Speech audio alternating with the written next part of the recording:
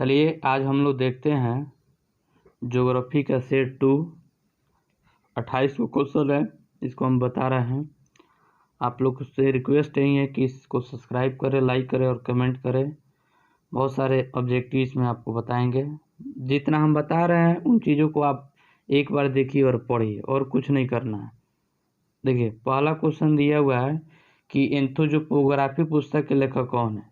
याद रखिएगा राइटजेल। कौन है? राइटजेल है। कौन है?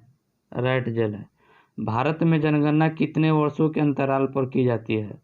तो भारत में जनगणना 10 वर्षों के अंतराल पे की जाती है। और भारत में सबसे पहली बार जनगणना कब हुई है? तो 1872 में। 1872 में। और नियमित जनगणना पूछेगी तो 1881 में। 3 को क्वेश्चन यहाँ से क्लियर हो गया कि भारत में जनगणना कितने वर्षों के अंतराल पर की जाती है। तो 10 वर्षों के अंतराल पर की जाती है। सबसे पहली बार कब की गई? तो 1872 में। और नियमित जनगणना कब की गई? तो 1881 ईस्वी में। इनको याद रखिएगा। फिर आगे देखिए, निम्नलिखित कह रहे कि कृषि के निम्नलिखित प्रकारों में से किसके मुख्यतः रसदार फसलों की जाती है? तो भूमध्य सागरीय कृषि। भूमध्य सागरीय कृषि, इनको याद रखिएगा। भूमध्य सागरीय कृषि, इनको याद रखिएगा। अब कह रहा है कि निम्नलिखित देशों, यहाँ पे गलती लिखा गया है, निम्नलिखित देशों का कौन सा आसियान का सदस्य देश है? तो इनको याद रखिएगा ब्राजील। कौन सा देश है? ब्राजील। निम्नलिखित में कौन सा संसार की सबसे बड़ी जब आपसे पूछा जाएगा बड़ी, तो अमेजन। क्या पूछा जाएगा? बड़ी। और वहीं आपसे पूछा जाए लंबी, पूछा जाए विश्व का सबसे लंबी नदी कौन सा है? तो नील नदी। कौन सा नदी? नील नदी। ये मिस्र में है, याद रखिएगा। अमेजन दक्षिण अफ्रीका में है। निम्नलिखित में कौन सा संसार की सबसे बड़ी नदी? अमेजन। और लंबी नदी तो नील नदी। इनको याद रखिएगा। चलिए आगे देखते हैं हम लोग। कह रहे हैं कि निम्नलिखित में कौन सा नगर जो गंगा नदी का प्रदूषक है? तो यहाँ पे याद रखिएगा बनारसी। कौन है? बनारसी। इसमें ऑप्शन इधर से उधर कर दिया है। किमले क्यों विश्व विख्यात है, क्यों प्रसिद्ध है? तो चांदी के लिए। किसके लिए? चांदी के लिए, सिल्वर के लिए किमले प्रसिद्ध है। किस अवस्था तक मानव शैशव काल की अवस्था में रहता है? तो याद रखिएगा 15 वर्ष। कितने वर्ष? 15 वर्ष। कितने वर्ष? 15 वर्ष, याद रखिएगा। अब करें कि निम्नलिखित में से किस देश का मानव विकास स्तर जो है ऊंचा नहीं है? यानी इनको थोड़ा सा समझ लीजिएगा। HDI human development equivalency. तो सबसे अधिक जो है वह किसका है? नॉर्वे का है। किसका है? नॉर्वे का है। समझे ना। इसमें कह रहे कौन नहीं है? तो कौन नहीं है? तो याद रखिएगा जिबूती नहीं है। कौन नहीं है? तो जिबूती नहीं है। इनको याद रखिएगा। जिबूती। कौन सा याद रखिएगा?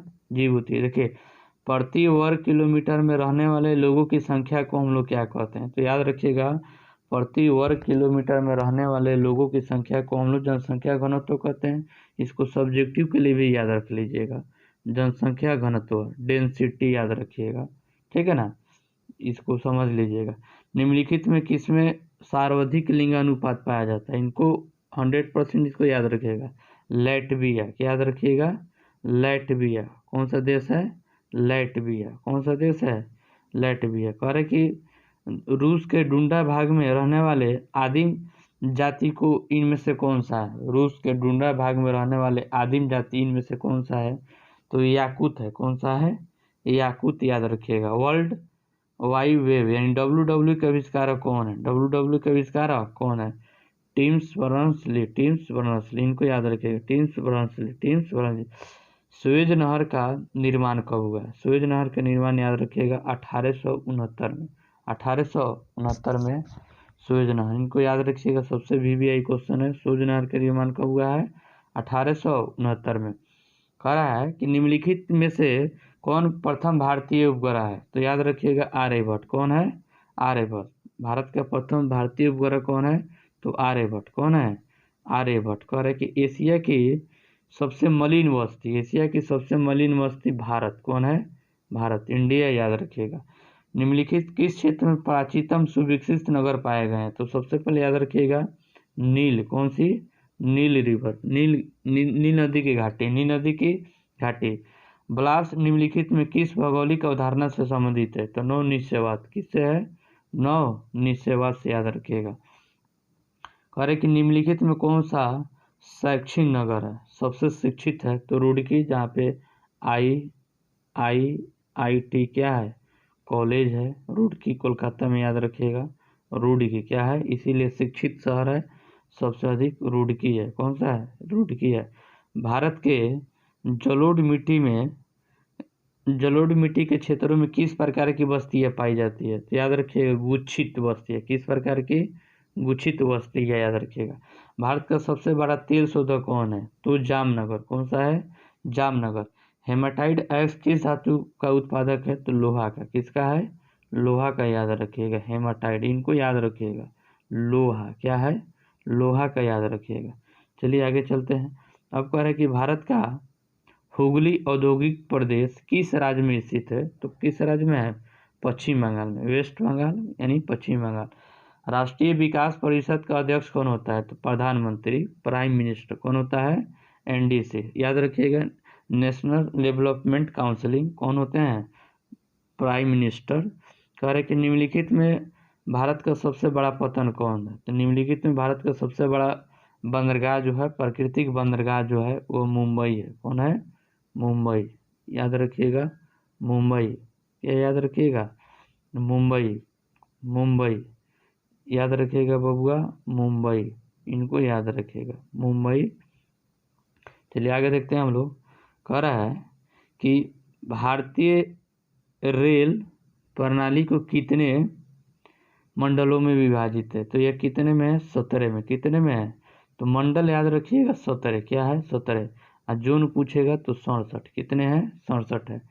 निम्नलिखित में कौन सा लाफिंग गैस के नाम से जाना जाता है? तो NO2 nitrous oxide. NO2 nitrous oxide, इनको याद रखिएगा। लास्ट क्वेश्चन है, कह रहा है कि याद रखिएगा इनको, कि वायुमंडल में कार्बन डाइऑक्साइड गैस की मात्रा बढ़ने का परिणाम क्या हो सकता है? तो याद रखिएगा, CO2, कार्बन डाइऑक्साइड, यानी भूमंडलीय ताप में वृद्धि। भूमंडलीय ताप में वृद्धि, रीजनल ग्लोबल टेम्परेचर, इनको याद रखिएगा। चलिए इसको, ये 28 को आपको ज्योग्राफी का ऑब्जेक्टिव बता रहा है। आप लोग से रिक्वेस्ट यही है कि बस इस चैनल को सब्सक्राइब करें, लाइक करें, कमेंट करें।